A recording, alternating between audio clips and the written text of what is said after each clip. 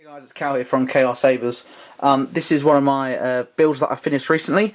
This was for Rory. So Rory contacted me quite a long time ago to upgrade his MHS Saber.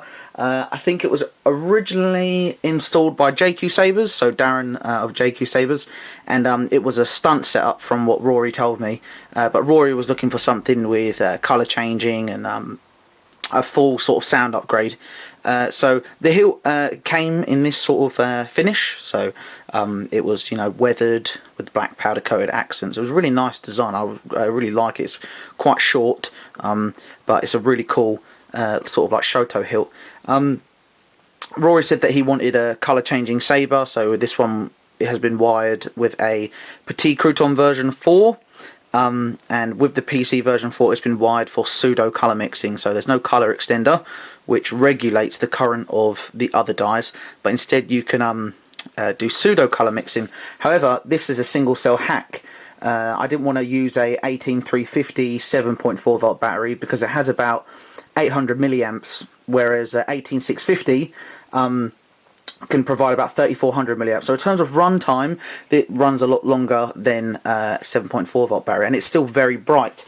It's because the red is wired to the main LED of the board, which has a current regulator. So the red is automatically has its current regulated, and because the forward voltage of the remaining dies, the blue and the green, is high enough, it's been wired direct drive to the power extenders on the Petit Crouton version 4. So it's a nice little hack, and it's still very loud and still very bright. So I'll show the blade demo later. You've also got a black AV switch, 16mm switch. Now the reason why, sorry, not 16, 12.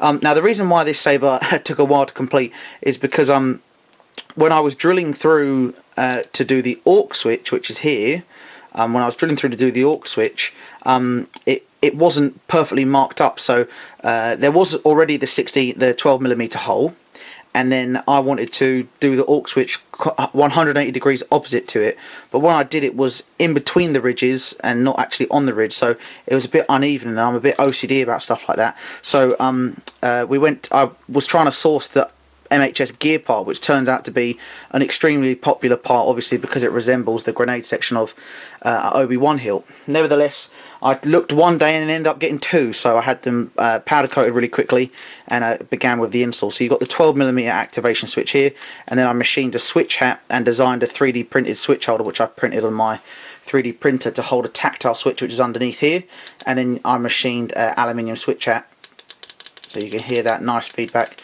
a nice aluminium switch hat to complement the black and the silver. So that came out really nice, and obviously when you want to colour mix, you just press them both and it will do the colour mixing, which, as I said, I'll show in the demo. You've got a Cree royal blue, red, green, royal blue, and then I also installed a chassis. So this is a GOTH 3 Designs chassis, which you can see here. So you've got the Petit Crouton version 4, and all the wires are hidden, obviously. So what I did was the mounting rods, I did a 3D print on my printer for a template so that I could line the holes up perfectly with the hole in here, and then I drilled and tapped the meat on here and added the threaded rod, so it's directly threaded onto this lower half, and essentially what you get is sort of like a skeleton for the saber. Because the saber took so long, I did also wire in some SMD LEDs for Rory, free of charge. So you've got some 0603 SMD LEDs on there, not for the faint-hearted, but they're worthwhile soldering these if you want to have the chance to do so, because they provide some really cool effects to the soundboard itself, because obviously they shine and light up. So you've got the recharge port here as well, you've got 18650 pack, and you've got your your premium speaker, not PUI premium speaker, but your premium speaker. And so if we pull the kill key, you'll see now, you can see the LED sort of lighting up, and I can just sort of turn that on, and you get that sort of cool bar graph effect.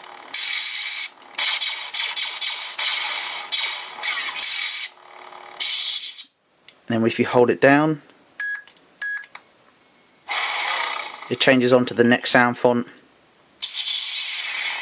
and it goes through its cycle again. Obviously all of these can be edited in the SD card settings, and that's the colour change. You just rock the switches like that. So that would be sort of it in display mode. I sprayed it with a Tamiya clear to give it a cool sort of ancient look, but it came out really nicely. And then when you're done, you can just get your kill key, pop it back in there, and you can screw the other half back on. Obviously you need just to wiggle it a little bit because it's a tight fit, and it will squeak a little bit, but that's only because it's just rubbing along the chassis. It's extremely rugged. So what I'll do is now is I'll jump into a blade demo, and we can cycle through some of these preset colours.